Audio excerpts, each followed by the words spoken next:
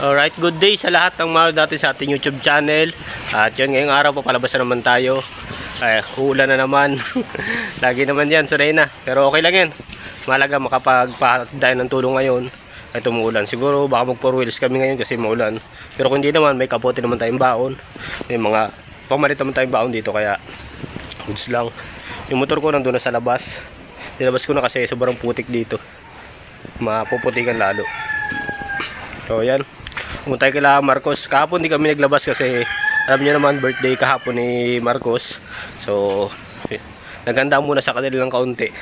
Nagsopas lang kami doon. Nagluto lang kami sopas, merienda. Yun lang yung handaan niya. Tapos syempre birthday niya.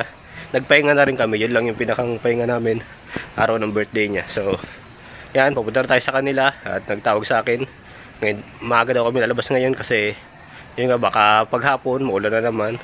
Mas lalo tayong mahihirapan lumabas, kaya ngayon maaga pa habang hindi pa masyadong ganun kaulan, lalabas tayo. O yan, pupunta tayo kila Marcos ngayon. So yan, dito tayo kila Marcos at yun, paalis kami. Sama natin sama tayong bago na miyembro. Yan, sama ulit at si Commander. Kasama tayong bagong miyembro bago kami miyembro. Bagong Marcos team. Ay ano? Dalawa ito. Bagong member ng MT3.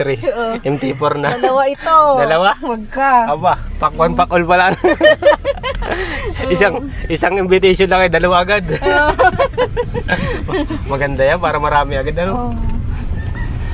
Ayan, alis kami. Gas station stops and fast food runs, making memories fast. Every mile story and we're living it to last. From the city lights to the country skies, we're all about the ride. With the music up loud and my best friends by my side. Road trip vibes, feeling free and wild. Every mile's a new adventure, every laugh a new smile. With the open road ahead and the stars in our eyes. Road trip vibes, we're living high on life. So yan, dito kami ngayon kila Lalay at kasama natin siyempre si Commander. At siya nag-interview doon para sa ganun makapag-usap sila ng maayos ni Lalay. Kasi pag kami yung kausap niya, mga lalaki siyempre, medyo naiilang siya. Kaya si Commander yung nandun, saka gusto rin ni Commander na siya yung mag-interview. At nami-miss din siguro niya yung gantong setup na lumabas, mag-mission. Nami-miss na niya yung ganito na mag-interview ng mga beneficiary niya. Kaya yun, medyo okay naman ang daan dito. Kaunting daan-daan lang siguro. Kaya lang medyo ulan talaga yung panahon. Grabe yung ulan ng panahon. Buti na naka 4 wheels kami. Nandun yung 4 wheels namin sa unahan dun. Nag 4 wheels na kami kasi hindi tayo makakalabas ng maayos pagka yung sobrang ulan. Itatago nga dun. Tatago si Marcos sa dulo, nakasilong. Ayan o. Yeah.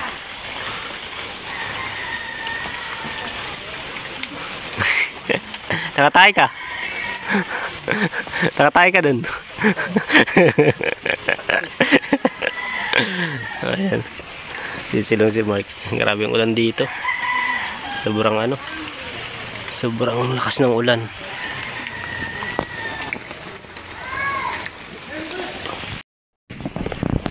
Napakita na yung araw kaunti yung.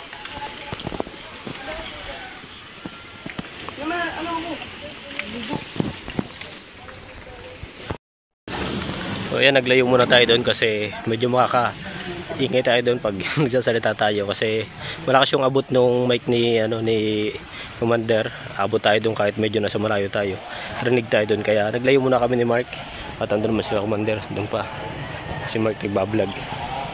Grabe, ganda rin dito sa kanila oh. Danawan din. Yun oh, sa may banda harapan nila. Kaya lang kawawa mga tanim ngayong maulan. Halos apaw yung mga tubig niya. Buti na lang may mga irrigation kahit paano nababawasan. Bagay libre na sila ngayon sa dilig ng mga tanim nila. kuya nga doon nagpupunla. Malawak. Tingnan nyo naman po ang langit oh. Ulan-ulan. Hindi kami makagalaw ng ayos pag gagantong sobrang ulan. Limited yung mga napupuntahan namin, yung mga galaw namin. Halos hindi kami nakakapag-scout ng maayos pag gantong panahon. Kaya kailangan siguro namin okay yung panahon. Kasi kahit may mga kapote kami, basa din naman kami. Kasi sobrang lakas ng ulan, babasa din. Although nakakatulong naman yung kapote kahit pa paano. Hindi naman tayo masyadong kaya lang ganun din naman, basa din. Tapos sobrang putik pa yun, hindi namin maiwasan yung dulas ng kalsada. Katulad nga nung nadulas ako. Ganun yun nangyari. Sobrang dulas ng kalsada. Kahit nakakapote tayo. Useless yung kapote sa ganung pangyayari.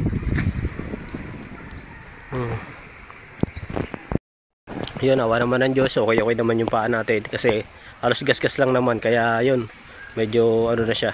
Medyo parang hindi naman ganun kalala. Kaya yun, salamat din sa nasa taas. Kasi hindi naman tayo pinabayaan na ganun lang inabot natin. Gas-gas lang yung motor. Yung side mirror di ko nakapalitan. Baka siguro sa isang araw papalitan ko siya. Para sa ganun magamit tayo. Hindi pa naman kami nalayo ng biyahe. Kaya okay lang yun. May kabila pa naman. May isang side mirror pa naman. Pwede pa yun. Kita naman doon yung mga tao sa likod. At yun, bali yung basag lang, mabilis yung palitan. Hinahanap ko nga yung dati kong basag na side mirror. Kukunin ko na lang yung pinakang salamin niya. Kaso nung nakuha ko, pares pa kaliwa yun. Kaya yung pares kanan. Yung kaliwa yung kailangan natin wala din yung kaliwa. Hindi na nabasag yung nakaraan. Kaya hindi natin napakinabangan. So ayan, subukan natin kung ibang yung bibili tayo. Magkano lang naman yun, nasa 250 lang naman yun. So yan, pag may pera tayo, siguro papalitan na lang natin, bilan natin ng bago. So, sa ngayon wala pa naman kasing budget, kaya tiisan muna yun. Ilang araw lang naman, baka sa isang araw magkaroon din naman ako ng pera. So yun, natin yun. Papalitan natin yung side mirror habang dito pa kami. Naka 4 wheels naman kami ngayon, kaya hindi pa naman siya kailangan pa, hindi pa nagagamit. Pero soon, syempre lagi naman tayo nakamotor. Ibang lakad namin nakamotor kami. Ngayon lang kami nag 4 wheels kasi sobrang ulan nga. Tapos kasama natin si Commander. Pero kung kami lang ni Marcos, siguro nakamotor kami ngayon. Ayan, mamaya balik lang tayo mamaya. Tayo lang namin si Commander matapos dito. Tapos pupunta kami kila Betcha. Di namin sure kung nasaan sila Betcha dun. So punta natin yun, bisitahin natin sila.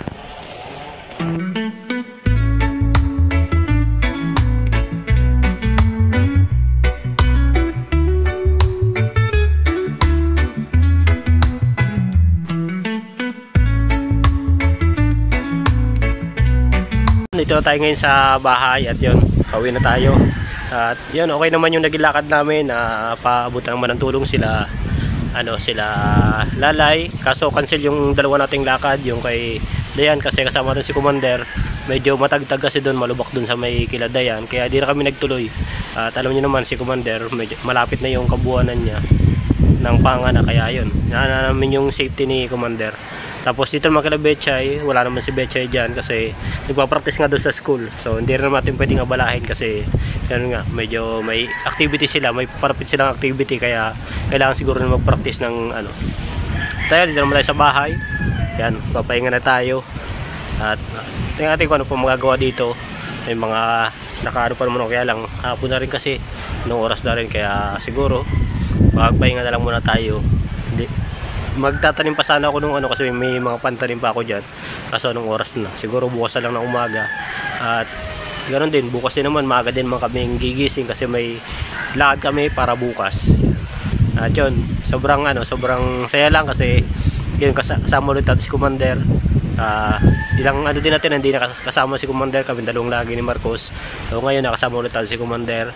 Yun, tawa kami ng tawa lang sa sasakyan, yung kwentuhan, yung mga dating namin, nakagawian namin, lalo taka 4 wheels kami, magkakasama kami sa sasakyan, na kwentuhan kami. Yun yung mga lagi namin nagagawa dati nung tatlo ko kayo magkakasama.